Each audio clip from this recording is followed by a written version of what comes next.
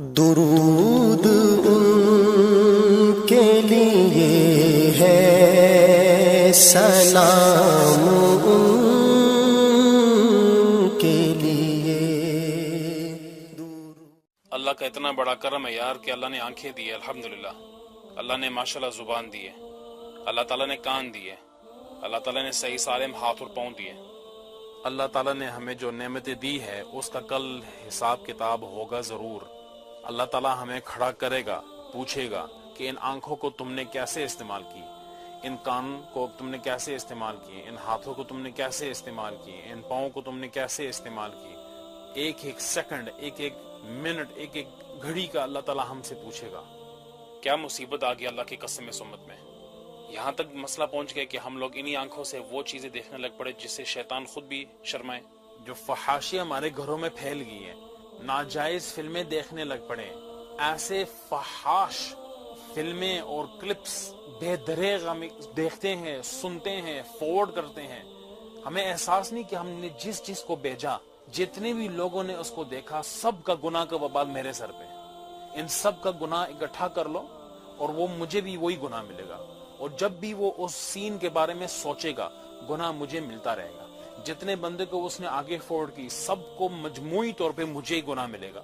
کیا ملا ہے اسے؟ ملا کیا ہے اسے یار؟ کیا تاکہ میں اپنے آپ کو بڑا پیش کر لوں کہ میں نے جی گندی فلم آپ کو بیچ دی؟ ہماری غیرت کدھر گئی ہے؟ ہمارے چھوٹے چھوٹے بچے یار، ان کے ہاتھوں میں موبائل ہے، وہ بچے جو مستقبل کو روشن کرنے والے تھے، یہی رہ گیا بس۔ کدھر گئے یار ہم مسلمان، کدھر جا رہے ہیں؟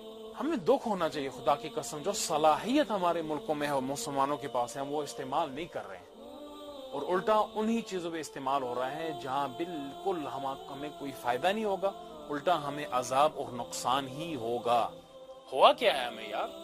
میں آپ لوگوں سے بات کر رہا ہوں، ماشاءاللہ دیکھو میں ایک درد لے کے آیا ہوں، میں ایک فکر کے ساتھ عرض کر رہا ہوں یہ باتیں۔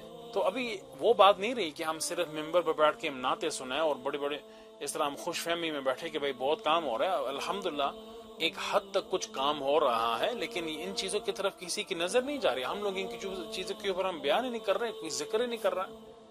یہ ایسی چیزیں پھیل گئی امت میں، چھوٹے چھوٹے بچوں کو ان چیزوں کا شعور ہوتا جا رہا ہے۔ تو دیکھو یار، ممبر پہ بیٹھ کے امت کے گناہ کو کھولنا کوئی پسند نہیں کرتا، لیکن واللہ میرے دل کے اندر ایک دکھ ہے، اللہ کی قسم، ہر گھر میں یار یہ چیزیں پھیل چکی ہیں۔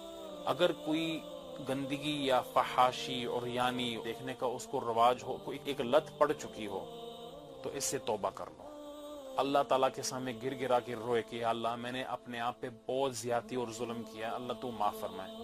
ایک بندہ نے مجھے کال کیا، اس نے کہا مولانا میں جب نماز شروع کرتا ہوں تو شروع کرتے ہی ساتھ یہ سینز میرے ذہن میں آ رہے ہوتے ہیں، مجھے تو اللہ پہ میں کنسنٹریٹ ہی نہیں کر پا رہا ہوں، کیسا اس چیز کو ختم کروں؟ میں نے کہا بھائی جان دراصل بات یہ ہے کہ یہ آپ کے ذہن میں یہ چیز نقش ہو گئی ہے، اب اللہ کی رحمت کے علاوہ کوئی چیز اس کو ہٹا نہیں سکتی، نہ مٹا سکتی ہے۔ اللہ سے مانگو، اللہ سے پوچھو۔